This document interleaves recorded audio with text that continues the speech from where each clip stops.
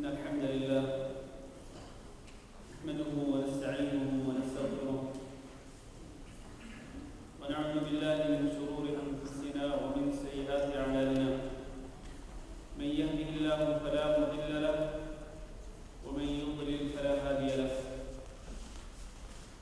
وأشهد أن لا إله إلا الله وحده لا شريك له وأشهد أن محمدا عبده ورسوله اللهم صل على محمد وعلى آل محمد كما صليت على إبراهيم وعلى آل إبراهيم إنك حميد مجيد اللهم بارك على محمد وعلى آل محمد كما باركت على إبراهيم وعلى آل إبراهيم إنك حميد مجيد أما بعد فإن خير الحديث كتاب الله وخير الهدي هدي محمد صلى الله عليه وسلم وشر الأمور محدثاتها وكل محدثة بدعة وكل بدعة ضلالة وكل ضلالة في النار أعوذ بالله من الشيطان الرجيم وأحل الله البيع وحرم الربا وقال الله عز وجل يا أيها الذين آمنوا لا تأكلوا أموالكم بينكم بالباطل إلا أن تكون تجارة عن تراض منكم محترم حضرات، میرے بھائیوں اور دوستوں، اللہ کے احترام ماں اور بہنوں، آپ نے میرے موضوع کے متعلق سنا کہ آج کا موضوع سخن ہے خرید و فروخت کے آداب اور احکام۔ ہم سب جانتے ہیں کہ خرید و فروخت انسان کی ایک اہم ضرورت ہے، ہر شخص کی ضرورت ہے، اور اس کے بغیر کوئی شخص رہ نہیں سکتا ہے۔ اسی لیے اللہ رب العزت نے بیع کو یعنی خرید و فروخت کو، تجارت کو، کاروبار کو حلال قرار دیا ہے، اور رسول اکرم صلی اللہ علیہ وسلم خود بھی تجارت کرتے تھے۔ آپ صلی اللہ علیہ وسلم خرید و فروخت کرتے تھے اور لین دین کے معاملات طے کرتے تھے۔ مشرکین مکہ نے نبی کریم صلی اللہ علیہ وسلم پر جو اعتراضات کیے تھے، ان میں سے ایک اعتراض یہ بھی تھا کہ ما لهذا الرسول يأكل الطعام ويمشي في الأسواق، اس رسول کو کیا ہو گیا ہے کہ یہ کھانا کھاتا ہے اور بازاروں میں چلتا پھرتا ہے۔ یعنی یہ رسول کے شایع نشان نہیں کہ وہ بازاروں میں چلے پھرے، خرید و فروخت کرے، لین دین کے معاملات طے کرے، یہ رسول کے شایع نشان نہیں، یہ ان کا اعتراض تھا۔ لیکن اس سے یہ ثابت ہوا کہ رسول اکرم صلی اللہ علیہ وسلم واقعتاً بازاروں میں جاتے تھے اور آپ صلی اللہ علیہ وسلم لین دین کے معاملات طے کرتے تھے۔ صحابہ اکرام میں آپ دیکھیں کہ کئی صحابہ اکرام تاجر تھے، کاروباری تھے۔ حضرت ابوبکر صدیق رضی اللہ تعالیٰ عنہ کپڑے کا کاروبار کرتے تھے، حضرت عمر بن خطاب رضی اللہ تعالیٰ عنہ خرید و فروخت کے معاملات میں، تجارت کے اور لین دین کے معاملات میں مشغول رہتے تھے۔ اسی لیے وہ کہا کرتے تھے کہ بعض شرعی احکام سے وہ ناواقف اور ناآشنا ہے۔ اس کی وجہ یہ بیان فرمائی کہ میں بازار میں اور خرید و فروخت کے معاملات میں مشغول رہتا ہوں۔ اسی طرح عبد الرحمن بن عوف رضی اللہ تعالیٰ عنہ بہت بڑے تاجر تھے، ان سے پہلے حضرت عثمان بن عفان رضی اللہ تعالیٰ عنہ بہت بڑے کاروباری تھے، بزنس مین تھے۔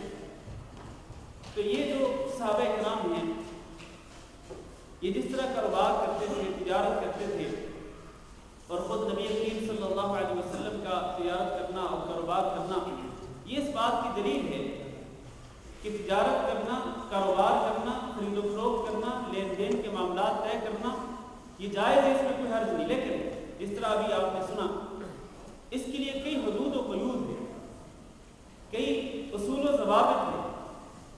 شریعت نے آزاد نہیں چھوڑا کہ جو شخص جیسے چاہے وہ خرید و فروخت کر لے اور وہ جس چیز کی چاہے وہ خرید و فروخت کر لے، نہیں، اس کے لیے اصول ہیں، اس کے لیے ضابطے ہیں، اس کے لیے قوانین ہیں، اس کے لیے شرعی حدود و قیود ہیں۔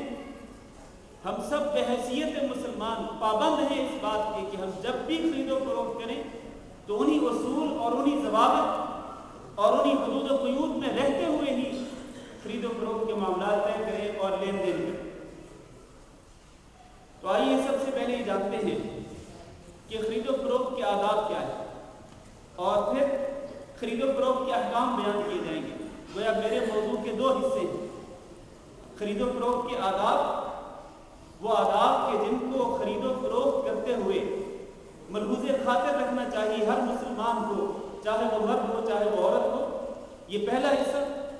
اور پھر وہ شرعی احکام خرید و فروخت کے متعلق کہ جن کی روشنی میں ہمیں یہ پتہ چلے گا کہ کون سا خرید و فروخت کا معاملہ جائز ہے اور کون سا خرید و فروخت کا، بیع کا، تجارت کا، کاروبار کا معاملہ ناجائز ہے۔ سب سے پہلے آداب کی طرف آتے ہیں۔ آپ کو یہ معلوم ہے کہ ہم خرید و فروخت کرنے کے لیے بازاروں کا رخ کرتے ہیں، مارکیٹوں کا، یہاں جمعیات کا رخ کرتے ہیں۔ جیسے ہی کوئی مسلمان مرد یا کوئی مسلمان عورت بازار میں داخل ہو، مارکیٹ میں، جمعیہ میں داخل ہو، تو اس کو سب سے پہلے داخل ہونے سے پہلے وہ مسنون دعا پڑھنی چاہیے، جس کے رسول اکرم صلی اللہ علیہ وسلم نے بہت بڑی فضیلت بیان فرمائی۔ آپ صلی اللہ علیہ وسلم کے ارشاد گرامی ہے کہ جو شخص بازار میں داخل ہوتے وقت یہ دعا پڑھے، لا الہ الا اللہ وحدہ لا شریک لہ لہ الملک ولہ الحمد یحیی ویمیت وہو حی لا یموت بیدہ الخیر وہو علی کل شیء قدیر۔ یہ الفاظ، دو الفاظ اس میں زیادہ ہیں، وہو حی لا یموت بیدہ الخیر، ورنہ یہ عام کلمہ جو ہے یہ مشہور ہے، لا الہ الا اللہ وحدہ لا شریک لہ لہ الملک ولہ الحمد یحیی ویمیت، اس کے بعد دو الفاظ کا اضافہ کرنے، وہو حی لا یموت بیدہ الخیر وہو علی کل شیء قدیر۔ فرمایا رسول اکرم صلی اللہ علیہ وسلم نے جو شخص بازار میں داخل ہوتے وقت یہ دعا پڑھ لے تو اس کے لیے 10 لاکھ نیکیاں لکھی جاتی ہیں، 10 لاکھ گناہ معاف کر دیے جاتے ہیں اور 10 لاکھ درجات بلند کر دیے جاتے ہیں۔ اور فرمایا رسول اکرم صلی اللہ علیہ وسلم نے اسی حدیث کی ایک روایت میں کہ جو شخص یہ دعا پڑھتا ہے تو بنا لہ بیتا فی الجنہ، اللہ رب العزت اس کے لیے جنت میں ایک گھر بنا دیتا ہے۔ لہذا ہمیں اس دعا کو ہمیشہ یاد رکھنا چاہیے۔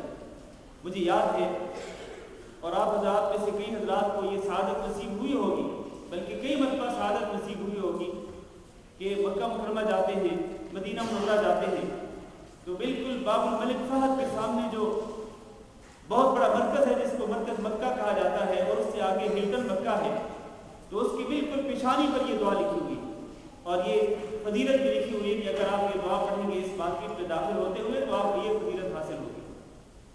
تو میرے بھائیوں، سب سے پہلا ادب آداب خرید و فروخت میں سے سب سے پہلی بات یہ ہے کہ یہ دعا رکھنی ہے۔ دوسری بات یہ ہے کہ بازار میں جا کر شور شرابہ برپا کرنے اور ہنگامہ کرنے سے بچنا چاہیے۔ کئی لوگ آپ کو معلوم ہے کہ بازار میں جاتے ہیں تو شور شرابہ کرتے ہیں، چاہے وہ بیچنے والے ہوں یا چاہے وہ خریدار ہوں، ہنگامہ سب برپا کر دیتے ہیں۔ تو بازار میں ہنگامہ برپا نہیں کرنا چاہیے، خریداروں کو بھی اور فروخت کرنے والوں کو بھی، بلکہ نہایت سکون اور اطمینان اور تسلی ہونی چاہیے اور انتہائی سکون کے ساتھ خرید و فروخت کے معاملات طے کرنے چاہیے۔ رسول اکرم صلی اللہ علیہ وسلم کے اخلاق حمیدہ میں سے ایک یہ بھی تھا کہ آپ صلی اللہ علیہ وسلم کے متعلق صحابی بیان کرتے ہیں کہ لیس بفضل ولا غلیظ، کہ آپ صلی اللہ علیہ وسلم بد اخلاق نہیں تھے اور سخت مزاج نہیں تھے، ولا سخاب بالاسواق، اور نہ ہی آپ صلی اللہ علیہ وسلم بازاروں میں جا کر زور زور سے چیخ چیخ کر پکارتے تھے، بلکہ آپ صلی اللہ علیہ وسلم پرسکون گفتگو فرماتے تھے، باوقار انداز میں گفتگو فرماتے تھے۔ ایک مسلمان کو چاہے وہ بازار میں کیوں نہ ہو، مارکیٹ یا جمعیہ میں کیوں نہ ہو، اس کو باوقار ہونا چاہیے اور باوقار انداز میں گفتگو کرنی چاہیے۔ یہ ہے رسول اکرم صلی اللہ علیہ وسلم کا اخلاق، ہمیں اس کو بازار میں جا کر بھی نہیں بھولنا چاہیے۔ عموماً بھی انسان کو اسی باوقار انداز کو اپنانا چاہیے اور بازار میں جا کر بھی خرید و فروخت کرتے ہوئے اور کاروبار کرتے ہوئے، تجارت کرتے ہوئے، لین دین کے معاملات کو طے کرتے ہوئے نبی کریم صلی اللہ علیہ وسلم کے اس اخلاق کو نہیں بلانا چاہیے۔ تیسری بات یہ ہے کہ لین دین میں ہر مسلمان کو اخوت اور بھائی چارے کے تقاضوں کو پورا کرنا چاہیے۔ جب آپ لین دین کرتے ہیں، چاہے آپ خریدار ہوں، چاہے آپ فروخت کرنے والے ہوں، فروخت کنندہ ہوں، بائع ہوں یا مشتری ہوں، دونوں صورتوں میں اخوت اور بھائی چارے کے تقاضوں کو پورا کریں، اس لیے کہ اللہ رب العزت نے مومنوں کو بھائی بھائی قرار دیا، انما المؤمنون اخوہ۔ تو تجارت اور کاروبار میں اخوت کے جن تقاضوں کا پورا کیا جانا ضروری ہے، ان میں سے ایک تقاضا یہ بھی ہے کہ آپ اپنے مسلمان بھائی کے لیے نرم رویہ اختیار کریں اور اپنے مسلمان بھائیوں کے لیے آسانیاں پیدا کریں۔ اگر آپ خود تاجر ہیں، خود آپ سیلز مین ہیں، کاروبار کرتے ہیں، تو جو لوگ آپ کے پاس آئیں خریداری کے لیے، آپ ان کے لیے آسانیاں پیدا کریں، نہ یہ کہ آپ ان کے لیے تنگیاں پیدا کریں، نہ یہ کہ آپ ان سے سخت رویہ اختیار کریں، نہیں، بلکہ نہایت نرم رویہ اختیار کرنا چاہیے۔ کیوں؟ اس لیے کہ وہ آپ کے مسلمان بھائی ہیں۔ رسول اکرم صلی اللہ علیہ وسلم کی شادی گرامی ہے کہ رحم اللہ رجلا، اللہ تعالیٰ کی رحمت ہو اس آدمی پر، یہ دعا ہے امام الانبیاء حضرت محمد صلی اللہ علیہ وسلم کی دعا ہے۔ کس کے بارے میں؟ اس شخص کے بارے میں کہ سمحا اذا باع، جو نہایت آسان پسند ہو، آسانی کو پسند کرتا ہو اور وہ بااخلاق ہو۔ جب وہ بیع کرتا ہے، یعنی وہ کسی چیز کو بیچتا ہے، فروخت کرتا ہے، یا وہ کسی چیز کو خرید کرتا ہے، یا وہ کسی چیز کا تقاضا کرتا ہے، بیع و شراء میں اور تقاضا کرنے میں جب وہ آسانی کو پسند کرتا ہے اور وہ انتہائی اعلیٰ اخلاق کا مظاہرہ کرتا ہے، تو رسول اکرم صلی اللہ علیہ وسلم نے اس کے لیے دعا کی ہے کہ اللہ رب العزت کی اس پر رحمت نازل کرے۔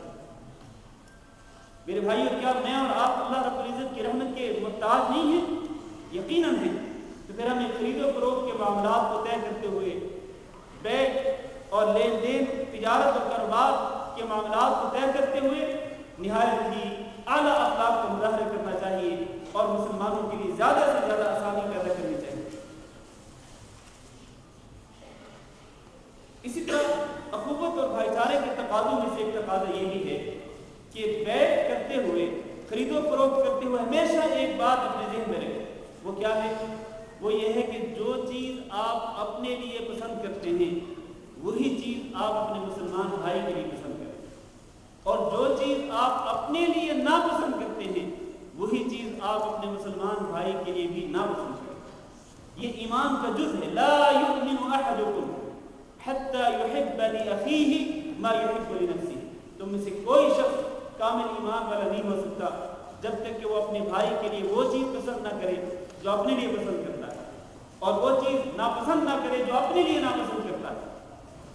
یہ ایمان کے تقاضوں میں سے ایک تقاضا بھی ہے، اخوت اور بھائی چارے کے تقاضوں میں سے ایک تقاضا بھی ہے۔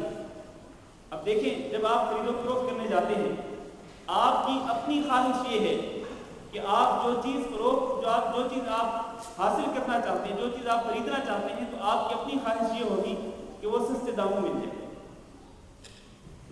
لیکن جب آپ وہ چیز دوسروں کو بیچنا چاہتے ہیں تو پھر آپ کی یہ خواہش ہوگی کہ یہ زیادہ سے زیادہ مہنگے داموں بک جائے۔ ارے بھائی، آپ جب خود خریدنے گئے تو آپ کی خواہش یہ کہ یہ سستے داموں مل جائے، لیکن جب آپ اسی چیز کو بیچنے کے لیے گئے تو آپ یہ چاہتے ہیں کہ وہ انتہائی مہنگے داموں بک۔ کیا یہ ایمان کے تقاضوں کو پورا کرتا ہے؟ کیا یہ بات ایمان کے تقاضوں پر پورا اترتی ہے؟ یقیناً نہیں اترتی۔ لہٰذا ہمیں ایسا نہیں کرنا چاہیے۔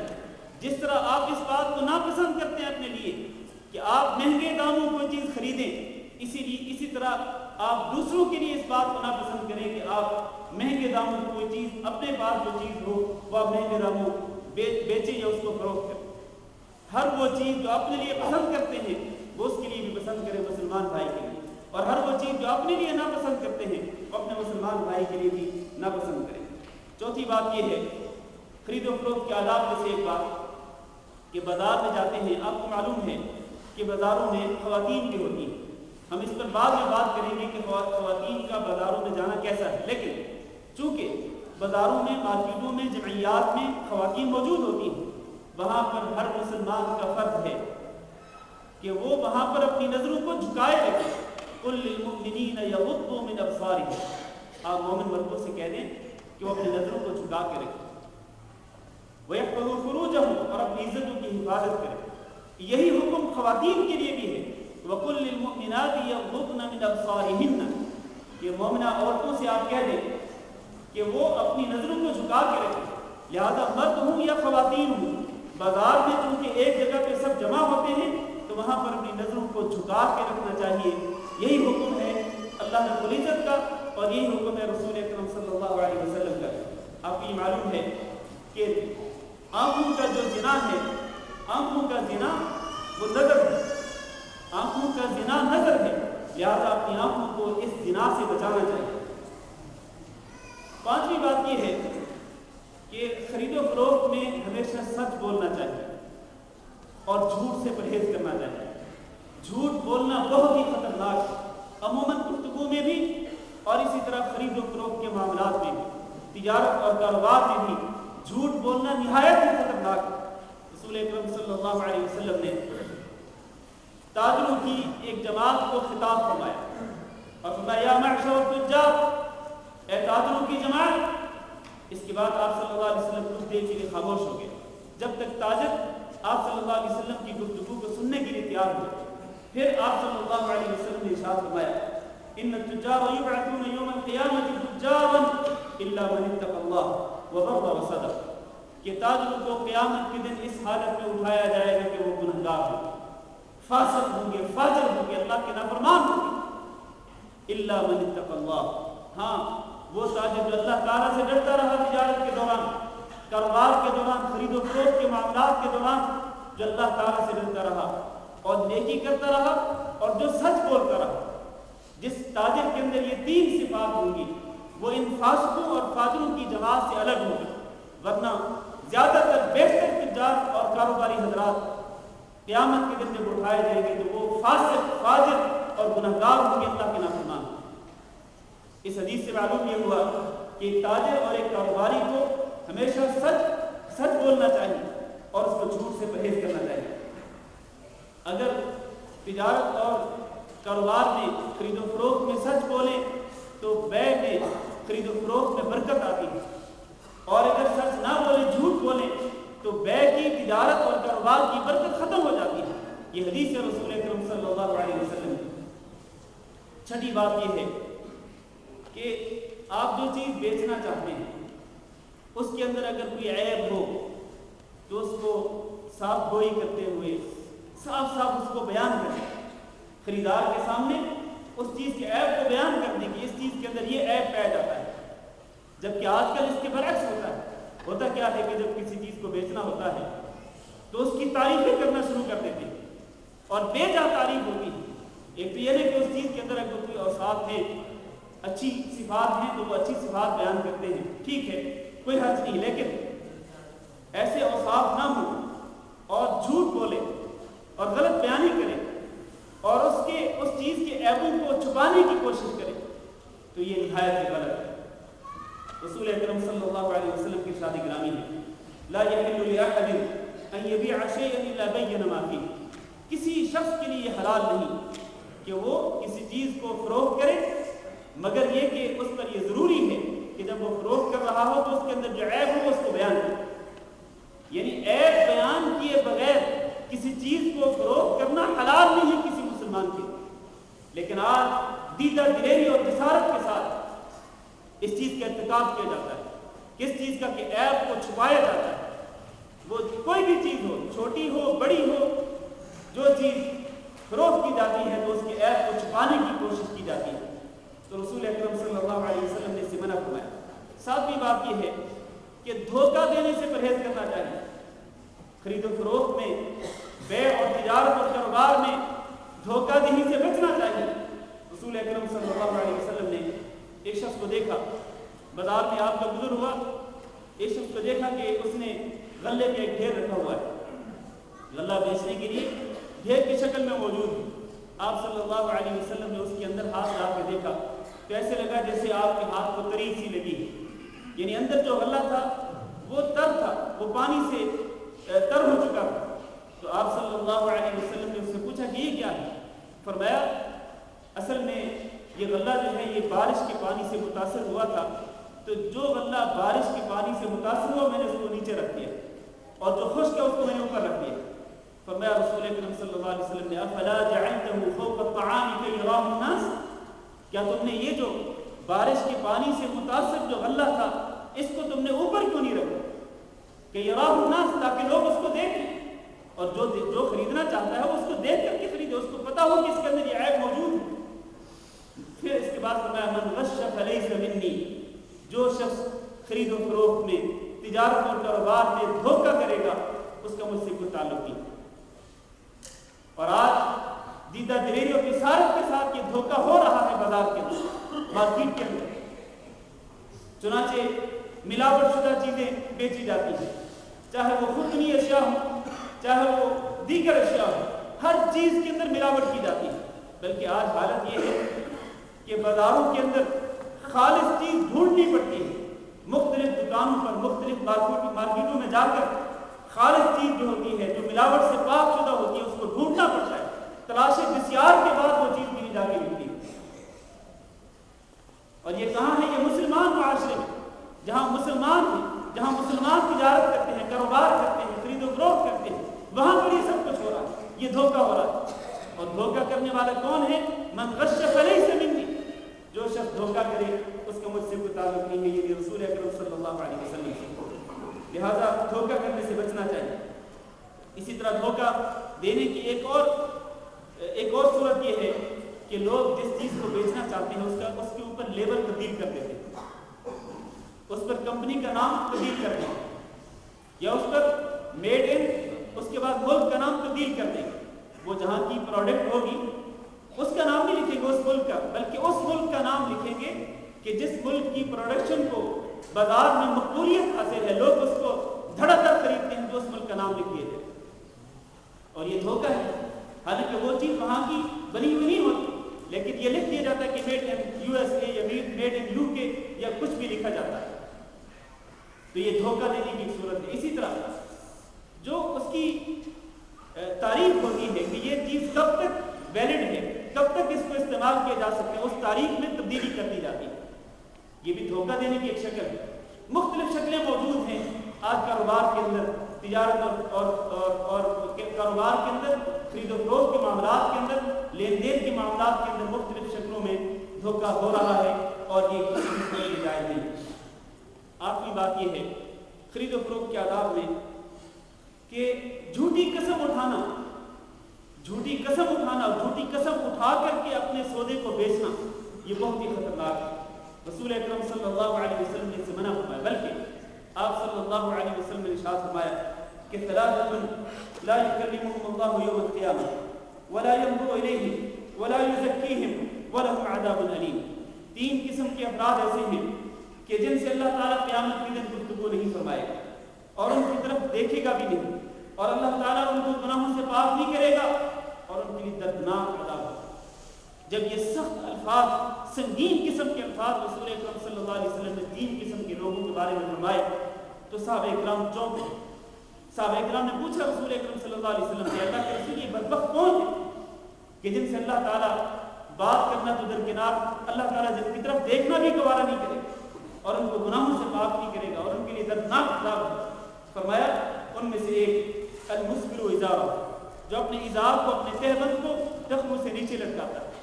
تہبند وہ چادر کی شکل میں ہو، لنگی کی شکل میں ہو، شلوار کی شکل میں ہو، پینٹ کی شکل میں ہو، تہبند جو بھی کپڑا نیچے باندھتے ہیں، اگر کوئی شخص وہ اس کپڑے کو اپنے ٹخنوں سے نیچے لٹکاتا ہے تو یقیناً یہ پہلا شخص ہے جو ان تین بدبختوں میں شامل ہے۔ دوسرا والمنان، جو کثرت کے ساتھ احسان جتلاتا ہے، اور تیسرا والمنفق سلعته بالحلف الكاذب، وہ شخص جو کہ اپنے سودے کو جھوٹی قسم اٹھا کر کے جھوٹی قسم کھا کر کے بیچتا ہے. تو اس بدنصیب سے اللہ رب العزت بات کرنا تو درکنار، اللہ تعالیٰ اس کی طرف نظر رحمت سے دیکھنا بھی گوارا نہیں کرتا. اسی طرح نئی بات یہ ہے خرید و فروخت کے آداب میں سے ایک چیز یہ بھی ہے کہ ماپ تول میں کمی کرنے سے پرہیز کرنا چاہیے. ماپ تول میں کمی کرنا، نقصان کرنا یہ خطرناک ہے اور اس سے بچنا چاہیے مسلمانوں کو، تاجروں کو اور کاروباری حضرات.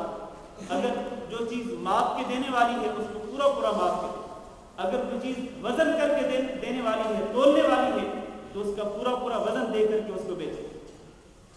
جو لوگ کمی بیشی کرتے ہیں، ماپ تول میں کمی بیشی کرتے ہیں، ان کے بارے میں اللہ رب العزت نے قرآن مجید میں فرمایا وَيْلٌ لِّلْمُطَفِّفِينَ. ماپ تول میں کمی کرنے والے جو لوگ ہیں ان کے لیے ہلاکت ہے، بربادی ہے. الَّذِينَ إِذَا اكْتَالُوا عَلَى النَّاسِ يَسْتَوْفُونَ. جب وہ لوگوں سے ماپ کر لیتے ہیں تو پورا پورا لیتے ہیں، لیکن وَإِذَا كَالُوهُمْ أَوْ وَزَنُوهُمْ يُخْسِرُونَ. جب ان کو وہ خود ماپ کر دیتے ہیں یا وزن کر کے دیتے ہیں تو پھر کمی کر دیتے ہیں. تو جو لوگ دوہرا معیار اپناتے ہیں، میری بات توجہ سے سنتے رہے، جو لوگ دوہرا معیار اپناتے ہیں کہ لیتے ہیں تو پورا پورا لیتے ہیں، لیکن جب دیتے ہیں بیچتے ہیں تو پھر کم کر کے بیچتے ہیں، تو ان کے لیے ہلاکت اور بربادی ہے قرآن مجید کے اس فرمان کے مطابق. آپ کو معلوم ہے کہ ایک قوم، پچھلی قوموں میں سے ایک قوم، اس پر اللہ رب العزت کا بہت بڑا عذاب نازل ہوا، سنگین قسم کا عذاب نازل ہوا. اور وہ قوم کیا گناہ کرتی تھی؟ اس کے دیگر گناہوں میں سے ایک بڑا گناہ کیا تھا کہ وہ ماپ تول میں کمی کرتے تھے. اور وہ قوم تھی حضرت شعیب علیہ السلام. اور رسول اکرم صلی اللہ علیہ وسلم نے ارشاد فرمایا، حدیث کے الفاظ توجہ سے سنیں، فرمایا کہ وَلَمْ يَنْقُصُوا الْمِكْيَالَ وَالْمِيزَانَ. جو لوگ ماپ تول میں کمی کرتے ہیں إِلَّا أُخِذُوا بِالسِّنِينَ، تو ان کو تنگی میں جکڑ لیا جاتا ہے. وَشِدَّةِ الْمَعُونَةِ، اور ان کو مہنگائی سے دوچار کر دیا جاتا ہے. وَجَوْرِ السُّلْطَانِ عَلَيْهِمْ، اور ان پر بادشاہت کرنے والا، ان کا حکمران، ان کا بادشاہ ان پر ظلم کرتا ہے. یعنی تین قسم کے عذاب ٹوٹ پڑتے ہیں. کس قوم پر؟ وہ قوم جو کہ ماپ تول میں کمی کرتی ہے، اس پر تین قسم کے عذاب ٹوٹ پڑتے ہیں اللہ رب العزت کی طرف سے. ایک یہ کہ ان کی معیشت بڑی تنگ ہو جاتی ہے، اور دوسرا یہ کہ مہنگائی بہت زیادہ ہو جاتی ہے، ہر چیز کی قیمت ہر دن بڑھ جاتی ہے، جیسا کہ آج کل بہت سارے ملکوں کے اندر ہو رہا. اور تیسرا یہ کہ بادشاہ جو ان پر حکمرانی کرتا ہے وہ ان پر ظلم کرتا ہے.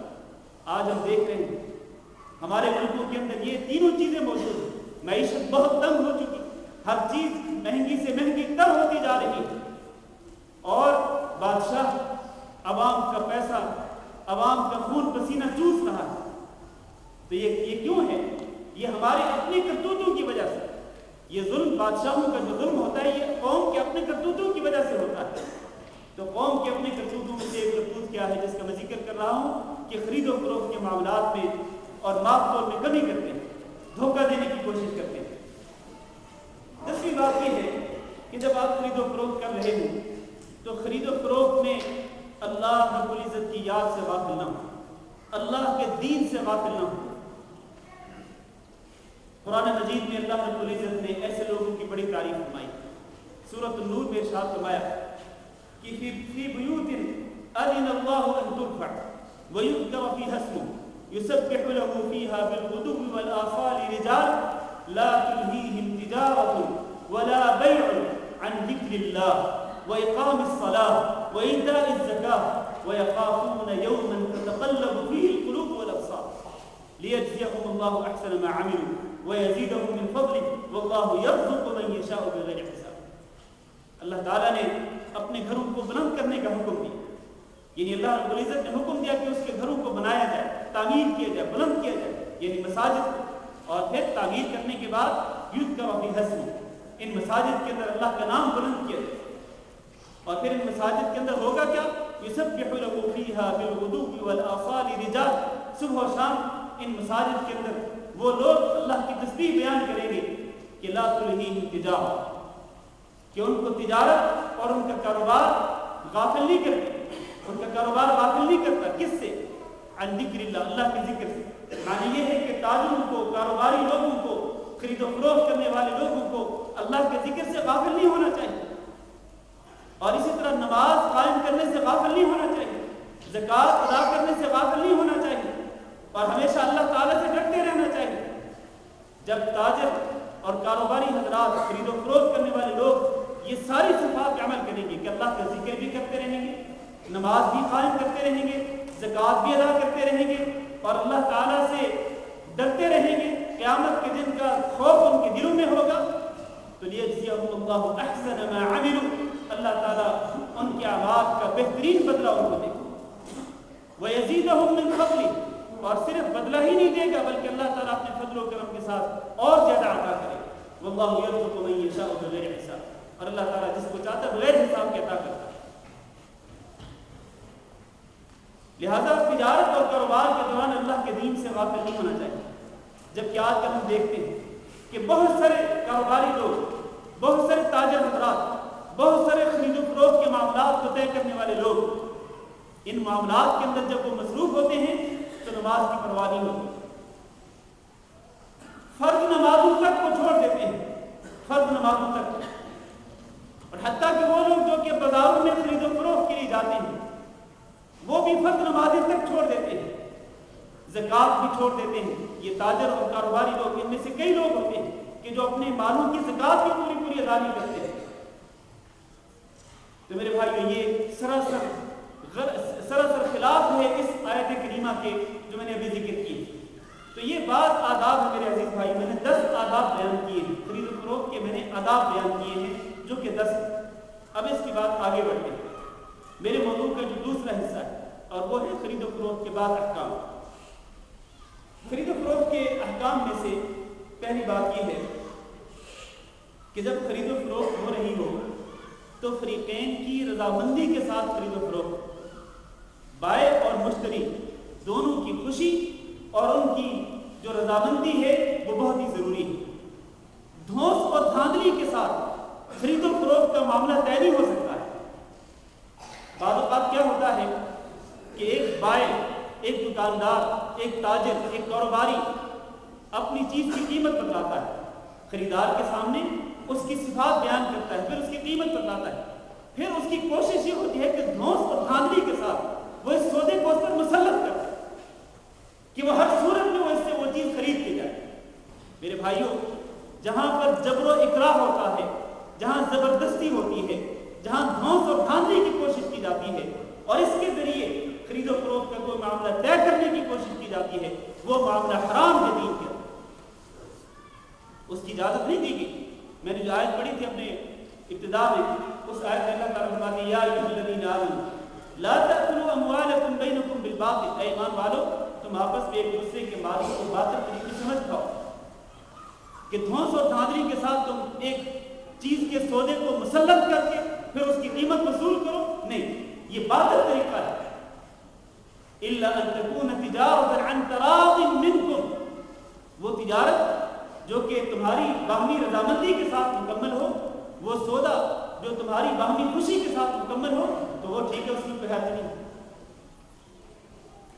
اور رسول اکرم صلی اللہ علیہ وسلم کے ارشاد گرامی ہے کہ لا يتفرقن عن بيع الا عن تراض، کہ بائع اور مشتری آپس میں ایک دوسرے سے جدا نہ ہوں مگر کس حالت میں؟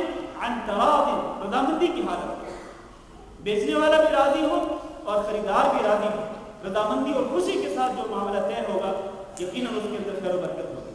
تو پہلا حکم کیا ہے خرید و فروخت کے احکام میں سے کہ رضامندی اور خوشی کے ساتھ معاملہ طے کیا جانا چاہیے، نہ کہ دھوس اور دھاندلی کے ساتھ۔ دوسری بات یہ ہے کہ شرح منافع کیا ہونی چاہیے، اور یہ بڑا اہم مسئلہ ہے۔ کوئی بھی تاجر، کوئی بھی کاروباری شخص جب وہ تجارت کرتا ہے، کاروبار کرتا ہے، اپنی کسی چیز کو بیچنا چاہتا ہے تو وہ کتنا منافع، کتنا نفع حاصل کرے۔ میرے بھائیو، سب سے پہلی بات یہ ہے کہ شرح منافع اسلام کے اندر متعین نہیں ہے، فکس نہیں ہے کہ اتنا منافع، اتنا نفع آپ حاصل کریں، نہیں، بلکہ اس کو چھوڑ دیا گیا ہے۔ کس چیز پر؟ اس چیز کی قیمت پر، اس چیز کو اپنے سٹور، اپنی دکان میں لانے کے خرچے پر، بار برداری کا جو خرچہ ہوتا ہے، اور دیگر جو مصارف آتے ہیں کسی چیز کو اپنی دکان میں لانے پر، ان تمام چیزوں پر چھوڑ دیا گیا کہ ان تمام چیزوں کو سامنے رکھ کر ایک تاجر، ایک کاروباری شخص جو ہے وہ اپنے خرچوں کو دیکھ کر وہ اس پر جائز نفع حاصل کر سکتا ہے۔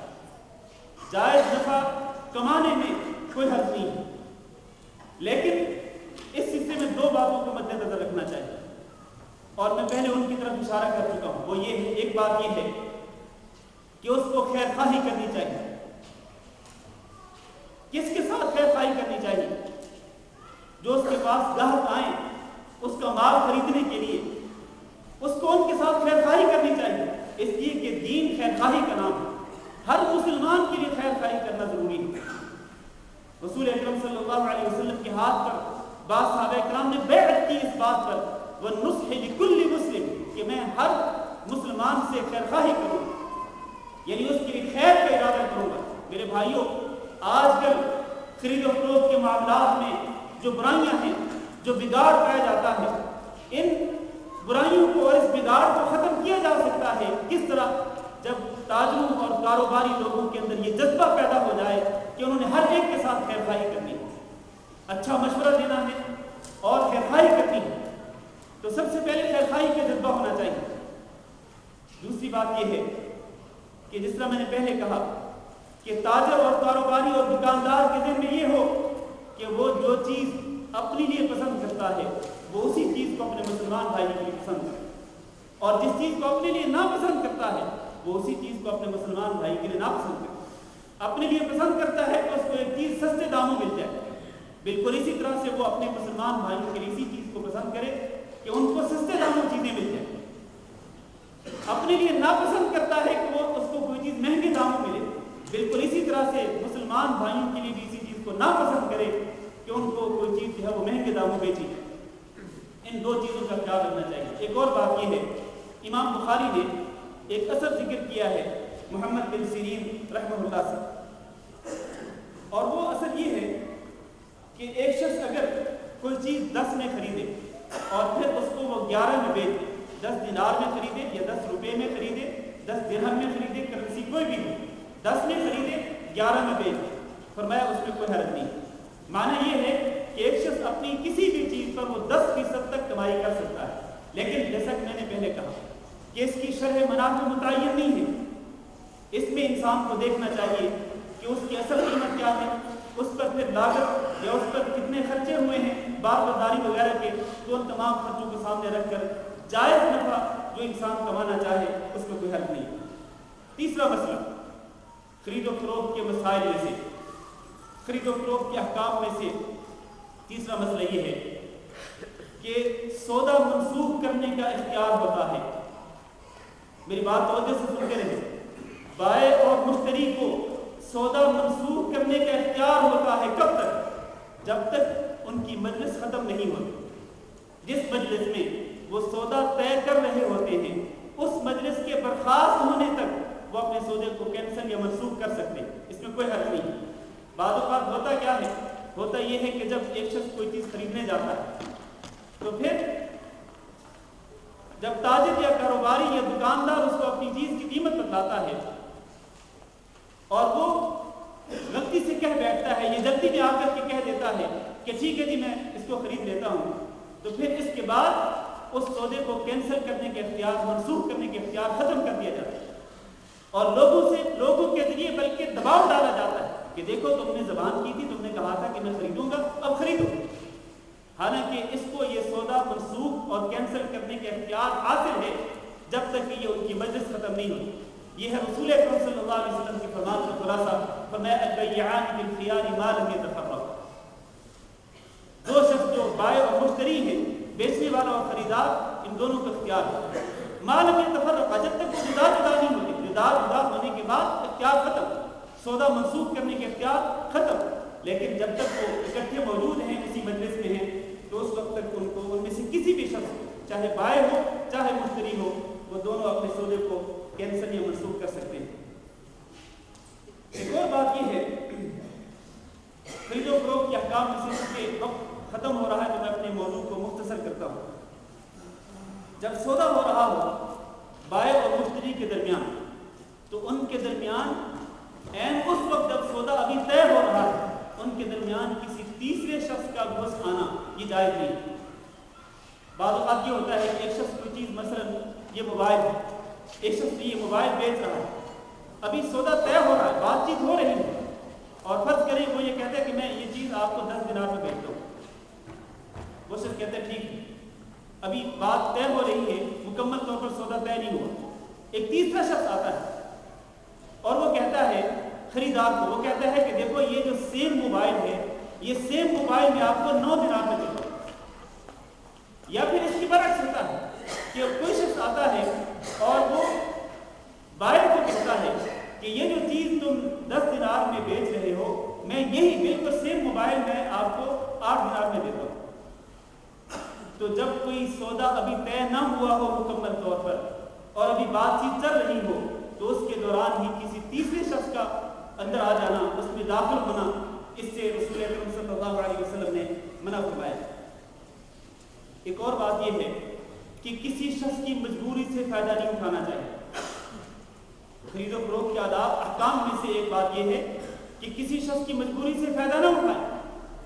عموماً کیا ہوتا ہے کہ اگر کوئی شخص مجبور ہو کر اپنی کوئی چیز بیچنا چاہے، فرض کریں یہی موبائل اگر کوئی شخص بیچنا چاہتا ہے مجبور ہو کر، اس کے پاس کوئی اور ذریعہ نہیں ہے آمدنی کا، پیسہ حاصل کرنے کا، نقد پیسے لینے کا کوئی اور وسیلہ نہیں ہے، وہ چاہتا ہے کہ یہ اسی اپنے موبائل کو بیچ دے، اور خریدار کو پتہ چل جاتا ہے کہ یہ مجبور ہے اور مجبور ہو کر اپنا موبائل بیچنا چاہتا ہے، تو وہ کیا کرے گا؟ وہ کم از کم قیمت لگانے کی کوشش کرے گا۔ تو ایسا نہیں ہونا چاہیے کہ ایک مجبور آدمی کی مجبوری سے ناجائز فائدہ اٹھا کر اس کی چیز کی کم قیمت متعین کرے، ایسا نہیں ہونا چاہیے، بلکہ اس کی چیز کی جو اصل قیمت ہے وہ اصل قیمت ہی متعین کرنی چاہیے۔ اس سلسلے میں کئی ایک واقعات ہیں، لیکن ان واقعات کو میں چھوڑ رہا ہوں، میں بیان نہیں کرنا چاہتا کیونکہ وقت تھوڑا ہے۔ اسی طرح ایک اور بات یہ ہے کہ حرام چیزوں کا کاروبار کرنا بھی حرام ہے، حرام چیزوں کا کاروبار کرنا حرام ہے۔ رسول اکرم صلی اللہ علیہ وسلم نے حرام چیزوں کی قیمت وصول کرنے سے منع فرمایا، جبکہ آج کل ہم دیکھتے ہیں کہ وہ چیزیں جو حرام ہیں، مثلا شراب یا نشہ آور چیزیں جتنی بھی ہیں، نشہ آور چیزیں آپ کو معلوم ہے کہ ساری کی ساری حرام ہیں، چاہے وہ شراب ہو، چاہے وہ افیون ہو، وہ حفیم ہو، کوئی بھی نشہ آور چیز ہو وہ حرام ہے۔ کل مسکر حرام، رسول اکرم صلی اللہ علیہ وسلم کی ارشاد گرامی ہے کہ ہر نشہ آور چیز حرام ہے۔ تو کوئی بھی حرام چیز ہو، حرام جانور ہو یا کوئی اور حرام چیز ہو، اس کی قیمت وصول کرنا حرام ہے۔ اسی طرح آپ کو معلوم ہے کہ بازاروں اور مارکیٹوں کے اندر لوگ سگریٹ کا کاروبار کرتے ہیں، جبکہ آپ کو معلوم ہے کہ سگریٹ نوشی کرنا کیا ہے؟ سگریٹ نوشی کرنا کیا ہے؟ حرام ہے۔ قرآن اور حدیث کے واضح دلائل موجود ہیں جن سے یہ ثابت ہوتا ہے کہ سگریٹ نوشی کرنا حرام ہے۔ تو اگر کوئی شخص سگریٹ کا کاروبار کرے، سگریٹ فروخت کرے اور اس کے ذریعے پیسہ کمائے، تو یقینی طور پر یہ حرام ہے۔ وہ شخص یقین کر لے کہ وہ حرام کا پیسہ اپنے پیٹ میں اپنے بیوی بچوں کو کھلا رہا ہے یا خود اپنے آپ کو کھلا رہا ہے۔ اسی طرح یہ جو گانوں پر مشتمل جو سیڈیز ہوتی ہیں یا کیسٹس ہوتی ہیں، چاہے وہ آڈیو ہوں یا ویڈیو ہوں، آڈیو ویڈیو کیسٹ یا سیڈیز کو بیچنا جن میں فحش قسم کا مواد ہو، بے حیائی ہو، عریانی ہو، اس کے اندر گانے ہوں، اس طرح کی چیزوں کا کاروبار کرنا درست نہیں ہے۔ جو حرام چیزیں جو بھی ہیں وہ جب حرام ہیں تو ان حرام چیزوں کو بیچنا، ان کی قیمت وصول کرنا بھی حرام ہے، شریعت کے اندر اس کی کوئی اجازت نہیں ہے۔ ایک اور بات یہ ہے کہ خرید و فروخت سود کے ساتھ اگر کرے تو یہ بھی درست نہیں ہے۔ سود کے ساتھ خرید و فروخت کرنا حرام ہے۔ اللہ تعالیٰ نے قرآن مجید کے اندر سود کو واضح طور پر حرام قرار دیا۔ رسول اکرم صلی اللہ علیہ وسلم نے سود کھانے والے کے متعلق فرمایا کہ اللہ تعالیٰ کی لعنت ہوتی ہے سود کھانے والے پر، کھلانے والے پر، اور سودی معاملے کا گواہ بننے والے پر، اور اسی طرح سودی معاملے میں کسی بھی طرح سے جو شخص انوالو ہوتا ہے وہ بھی گناہ میں برابر میں شریک ہوتا ہے۔ اور سودی لین دین جاری رکھنا، سودی طریقے سے خرید و فروخت کرنا جو ہے میرے بھائیوں، یہ اللہ اور اللہ کے رسول صلی اللہ علیہ وسلم کے خلاف اعلان جنگ کرنے کے مترادف ہے۔ اور آج کل لوگ مختلف ہیلوں سے سودی لین دین کرتے ہیں، یعنی وہ واضح طور پر وہ سودی لین دین نہیں کرتے، لیکن مختلف ہیلے اور مختلف وسائل اختیار کرتے ہیں۔ ان میں سے ایک وسیلہ وسیلہ جو آج کل یہاں بھی بہت زیادہ پھیلا ہوا ہے، ایک طریقہ پھیلا وہ کیا ہے؟ مثلا ایک شخص اس کو پیسے کی ضرورت ہے، میری بات توجہ سے سنیں، ایک شخص کو کیش پیسوں کی ضرورت ہے، اب اس کو کوئی بندہ قرض دینے پر تیار نہیں ہے، اب یہ کیا کرتا ہے؟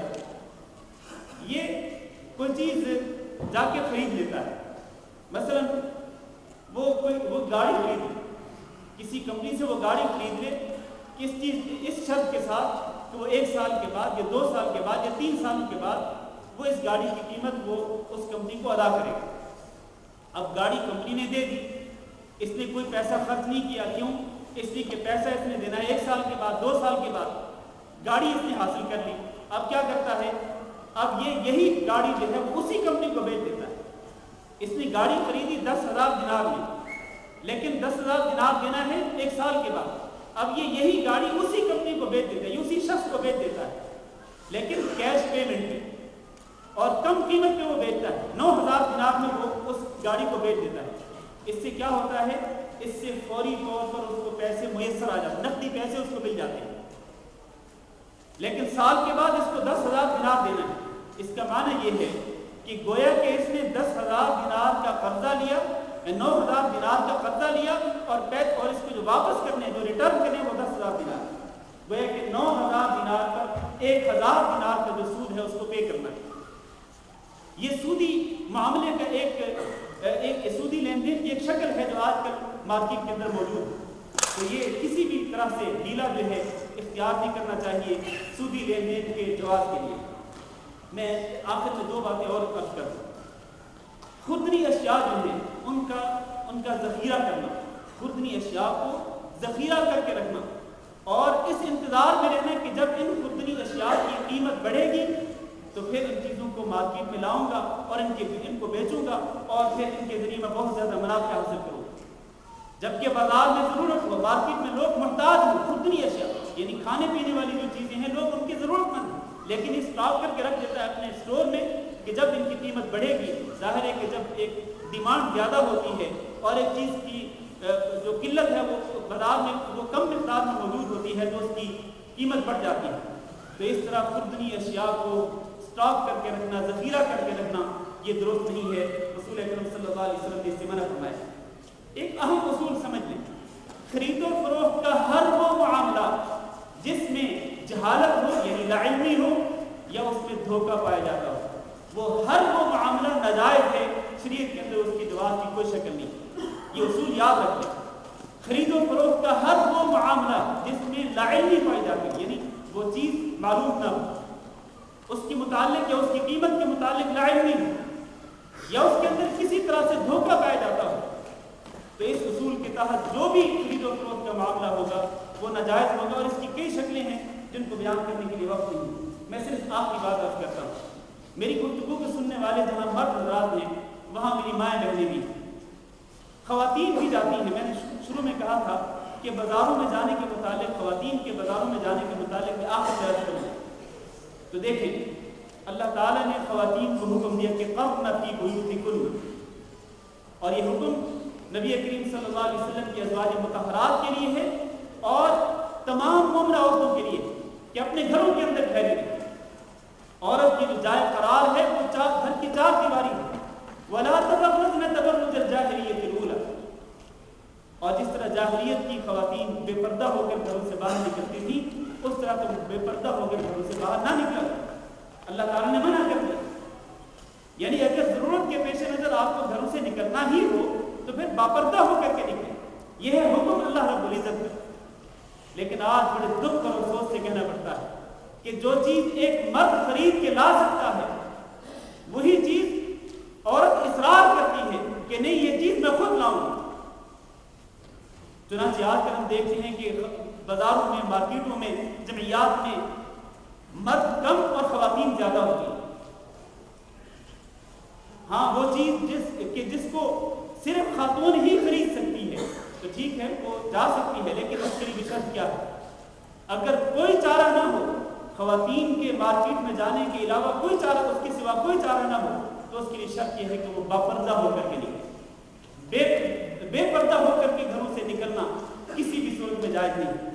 لیکن میرے بھائیوں، آج جو ستم یہ ہے، ستم بالا ستم یہ ہو رہا ہے کہ خواتین بے پردہ ہو کر کے نکلتی ہیں اور باقاعدہ میک اپ کر کے اور خوشبو لگا کر کے نکلتی ہیں، جبکہ رسول اکرم صلی اللہ علیہ وسلم کا فرمانے ارشاد گرامی ہے، 2 حدیث سے سنیے اور انہیں پر میں اپنا درس ختم کرتا ہوں۔ فرمایا ایما امرأة استعطرت فمرت على قوم يجد ريحها، جو عورت بھی خوشبو لگا کر کے گھر سے باہر نکلے اور تاکہ لوگ اس کی خوشبو کو محسوس کریں، فہی زانیہ، فرمایا رسول اکرم صلی اللہ علیہ وسلم نے کہ یہ عورت بدکارہ عورت ہے، زانیہ عورت ہے کہ یہ خوشبو لگا کے باہر نکلی اس لیے کہ تاکہ لوگوں کو اس کی خوشبو کا احساس ہو۔ اور دوسری حدیث میں فرمایا ایما امرأة تطیبت ثم خرجت الى المسجد لم تقبل لها صلاة حتى تغتسل، کہ جو عورت گھر سے خوشبو لگا کر مسجد کی طرف جائے، کہاں جائے؟ مسجد کی طرف، جو عورت گھر سے خوشبو لگا کر مسجد کی طرف جائے، اس کی مسجد میں جا کر وہ جو نماز ادا کرے گی، اس کی وہ نماز اللہ تعالیٰ کی قابل قبول نہیں ہوگی، اللہ تعالیٰ اس کی نماز کو رد کر دیں گے جب تک کہ وہ اپنی اس خوشبو کو دھو نہیں لے۔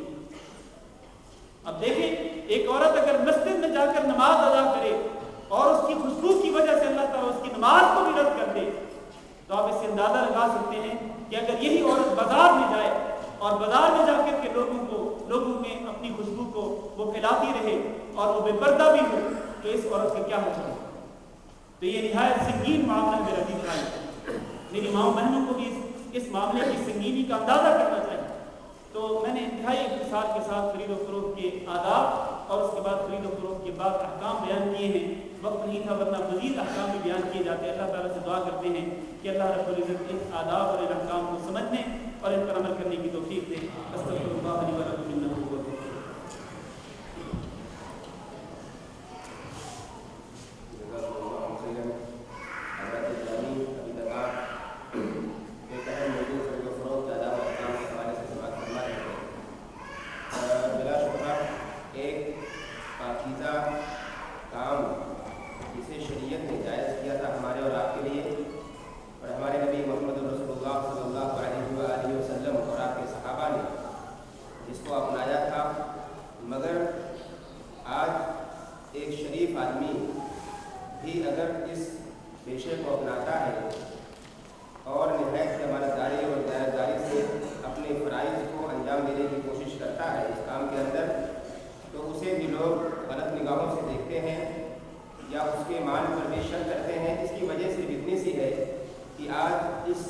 پیشے کو لوگوں نے بدنام کر دیا ہے۔